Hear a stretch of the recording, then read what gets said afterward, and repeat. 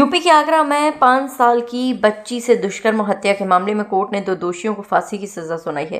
विशेष न्यायाधीश POCSO act Sonika Chaudhary ने 2 आरोपितों को दोषी माना। कोर्ट ने दोनों को फांसी की सजा सुनाई है। 2024 में हुई इस घटना में 2 लड़कों ने एक बच्ची की गैंगरेप कर उसकी हत्या कर दी थी। दोषियों ने इसके बाद पीड़िता के पिता को फोन कर फिरौती भी मांगी थी। पीड़ित पिता ने बाढ़ थाने में केस दर्ज कराया था। 18 महीने के बाद आए इस फैसले में कोर्ट ने दोनों दोषियों को दोषी माना। आगरा में वर्षों बाद किसी अपराधी को फांसी की सजा दी गई है। जज का फैसला सुनकर कोर्ट में ही रोने लगे बलात्कारी, हाथ जोड़कर मांगने लगे माफी।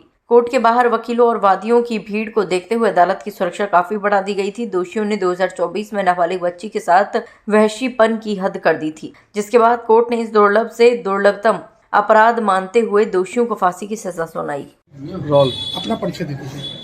समाजप्री एडीजीसी क्राइम एडीजी 27 में हूँ। इस मुकदमे की पैरवी मेरे और मेरे साथी विजय कृष्ण लवानिया एसपी के द्वारा की गई। ये मुकदमे की घटना 18/3/2024 की है। वादी की पुत्री 5 वर्षीय पुत्री गांव के पास ही नहर पर खेल रही थी। वहाँ से अभियुक्तगढ़ अमित और निखिल के द्वारा उसको मोटरसाइकिल पर ले जाया गया बेला फुसला करके। उसके बाद उसके साथ जघन्य बलात्कार किया, नेचुरल किया, अननेचुरल भी किया। तमाम शरीर पर चोटें पहुंचाई गई और उसके बाद उसकी निर्मम हत्या की गई। इसके 18/3/2024 की घटना के बाद 19/3/24 को अभियुक्तगढ़ द्वारा इसी वादी मुकदमा को फोन करके 6 लाख की फिरौती भी मांगी गई। उन्हीं मोबाइल के डिटेल पर अभियुक्तगढ़ की 20/3/2024 को गिरफ्तारी हुई और अभियुक्तगढ़ की निशानदेही पर ही पीड़िता का शव जो है बरामद किया गया। उसके बाद कार्रवाई हुई, विवेचना की गई मुकदमे की।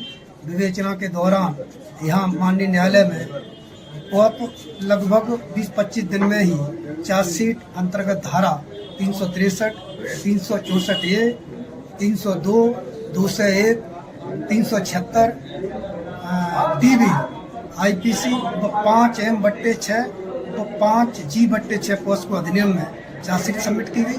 चार्जशीट सबमिट होने के तुरंत ही बाद माननीय न्यायालय में मुकदमा उपरोक्त का जो क्या सजा सुनाई गई है?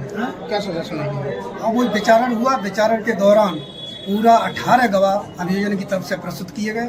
पूरे मुकदमे को साबित करते हुए उपरोक्त मामले में माननीय न्यायालय द्वारा दोष सिद्ध करते हुए आज माननीय न्यायालय के द्वारा दोनों अभियुक्तगणों को फांसी की सजा सुनाई गई। और मैं समझता हूँ मैं माननीय न्यायालय का बहुत बड़ा आभारी हूँ कि उनके द्वारा 2024 में फांसी की सजा की गई और पुनः आज उसी महीने में और उसी दिन को फिर दोबारा 2 अभियुक्तगणों को फांसी की सजा सुनाई गई है।